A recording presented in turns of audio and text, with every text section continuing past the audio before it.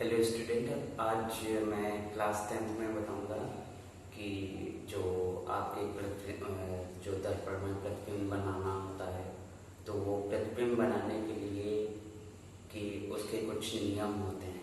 तो आज हम उस नियम के बारे में बात करेंगे। क्लास 10, ठीक, फिजिक्स आपकी यूनिट चल रही थी, थर्ड तीसरी यूनिट थी। तो उसमें देखिए हम अवतल दर्पण का यूज करेंगे। अवतल दर्पण, कॉनकेव मिरर,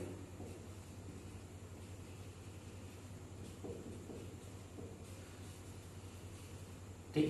रिवीजन कर लेते हैं एक बार, ध्यान से देखिए।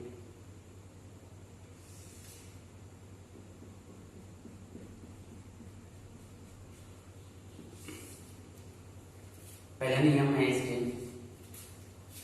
अवतल दर्पण में प्रतिबिंब बनाने के नियम। देखिए, ये एफ सी, ये पोल थ्रू एफ फोकस, मुख्य फोकस, सी हमारा क्या होगा, सेंटर ऑफ कर्वेचर या वक्रता केंद्र, ठीक। पहला नियम हम ये कहते हैं कि अगर ये मुख्य अक्ष है, ठीक है, मुख्य अक्ष के समांतर आने वाली रेखा,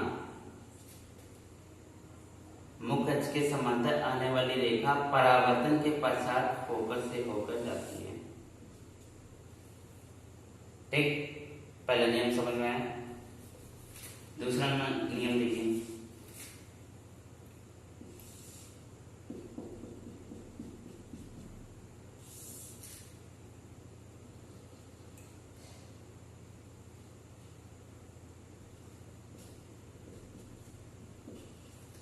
दूसरा नियम देखिए,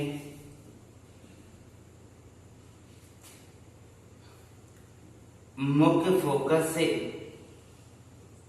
होकर जाने वाली प्रकाश किरण, ये मुख्य फोकस है, मुख्य फोकस से जा रही, मुख्य फोकस से होकर जाने वाली प्रकाश किरण परावर्तन के पश्चात मुख्य फोकस से क्या हो जाती है, समांतर हो जाती है, ठीक। तीसरा नियम देखिए,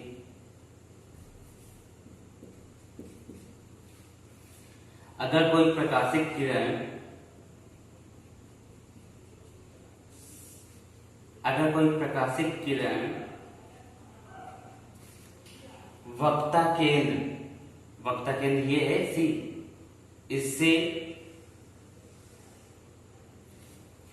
इससे होकर जा रही है,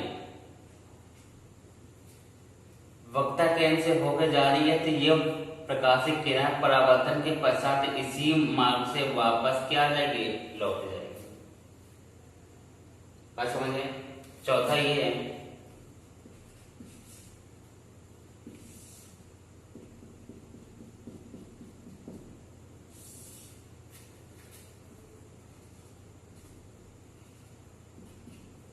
अगर कोई प्रकाश किरण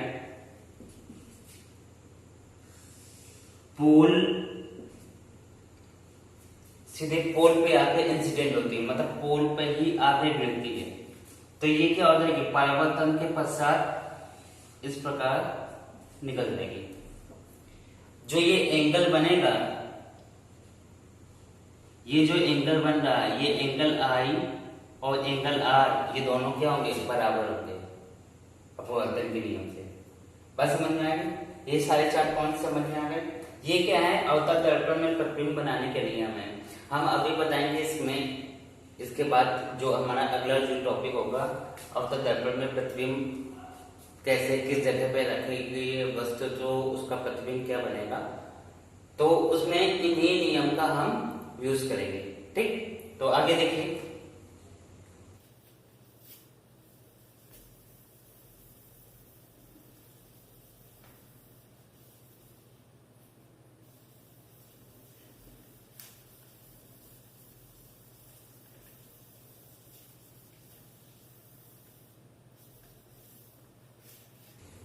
प्रतिबिंब का बनना। ध्यान रखिए, पहला क्या है, अनंत पे। जब वस्तु कहां पे हो, अनंत पे हो। अब देखिए, ये हमारा अवतल दर्पण,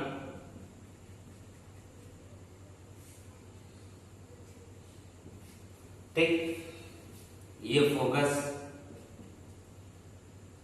ये हमारा वक्ता केंद्र, ये पोल पी। अगर प्रकाश किरण अनंत पे है तो वो क्या है, मुख्य अक्ष से क्या है, ये मुख्य अक्ष है, मुख्य अक्ष के क्या आएगा, समांतर आएगा। अनंत से आ रही है तो मुख्य अक्ष के क्या नहीं, समांतर आ रहा है।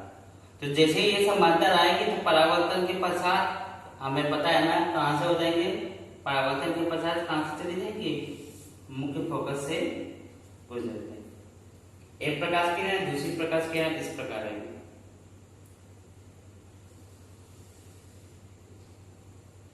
एक प्रकाश किरण आई, परावर्तन के पश्चात कहां से निकल गई,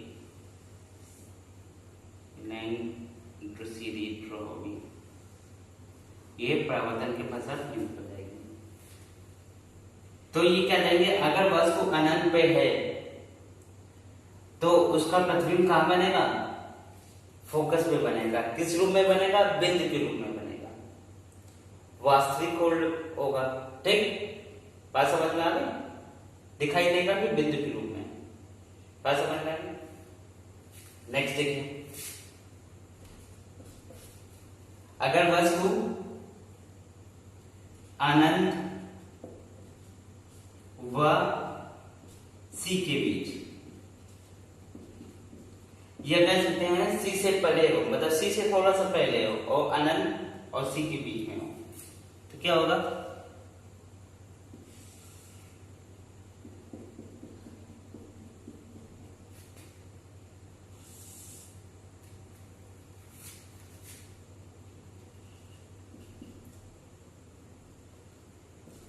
सी। देखिए, अगर वस्तु यहां पे है,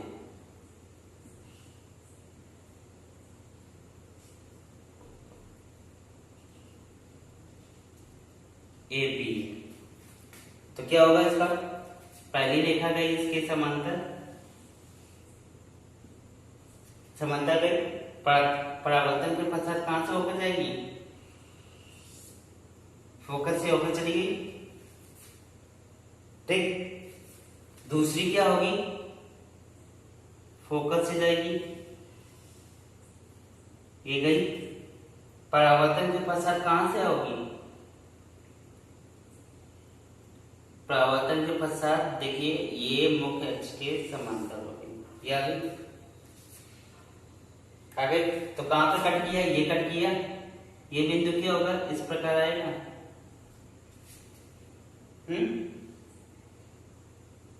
आया कि नहीं आया, ठीक, तो ये सिरा क्या होगा, बी, ये सिरा बी डैश, और ये क्या होगा, ए डैश। तो ये वस्तु वहीं से थी, अब इसका प्रतिबिंब क्या गया, उल्टा सामने दिख रहा, तो प्रतिबिंब कहां बनेगा, सी और एफ के बीच में बनेगा, दिख रहा है मतलब वास्तविक बनेगा। और कैसी इमेज है इसकी, इसकी उल्टी है तो उल्टा बनेगा। बात समझ में आ गई, सेकेंड पॉइंट हो गया। थर्ड पॉइंट देखिए, तब कहां पे हो, अब सी अनंत है, अब सी पर हो, सी पर,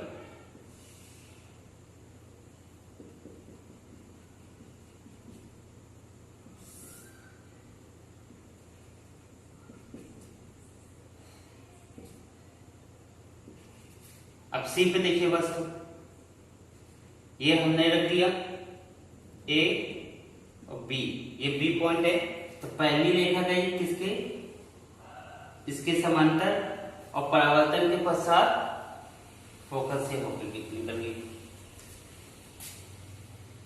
ठीक, दूसरी प्रकाश किरण क्या हुई, फोकस से होकर जाती हुई निकली, परावर्तन के पश्चात क्या होगी, मुख्य अक्ष से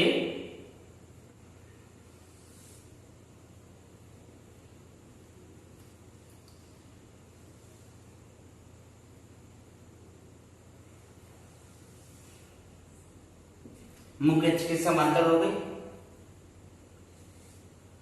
तो ये कहां पे काटेगा,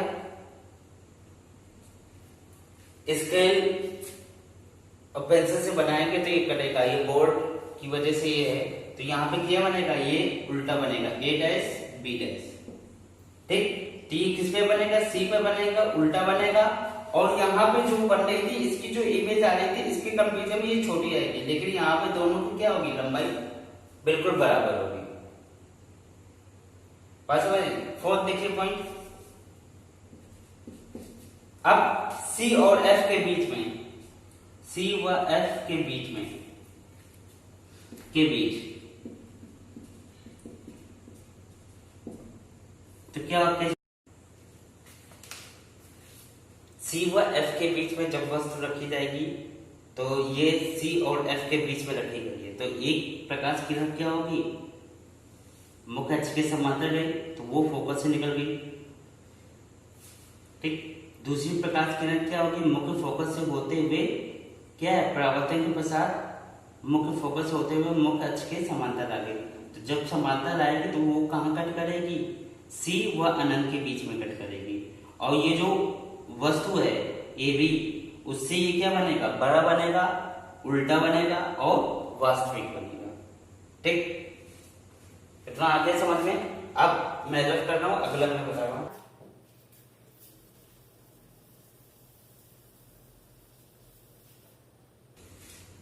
नेक्स्ट 4 हो गया,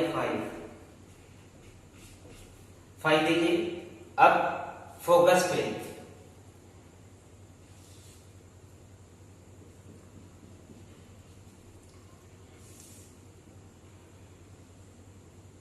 एफ सी कहाँ है, फोकस पे है, तो फोकस पे है, तो फोकस पे क्या होगा, एक प्रकाश किरण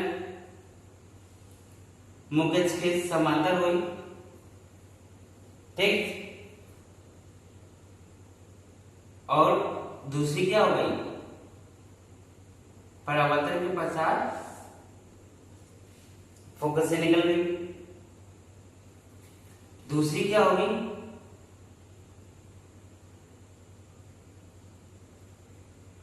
प्रकाश किरण वो क्या होगी, प्रकाशित किरण जो ये होगी वक्ता किरण, इससे होकर जाती हुई जाएगी। कैसे, ऐसे देखें,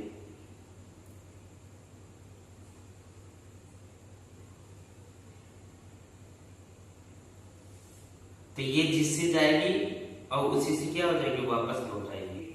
तो ये जो है, अब इधर पर है, ये देखिए एफ पे हो गया, तो ये जिस पे आया ये कहीं मिल रहे हैं, कहीं नहीं मिल रही, ये बराबर से समांतर, ये समांतर ही टाइप का है, देखिए समांतर है, तो ये क्या है, कहीं पे नहीं मिलेगा। जब फोकस पे होगा, फोकस पर एफ पर, जब फोकस पर होगा तो कहाँ, अनंत पे जाके इमेज बनेगी। नेक्स्ट पॉइंट है,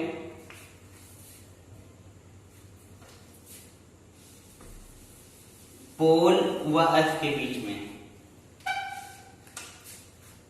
पी व एफ के बीच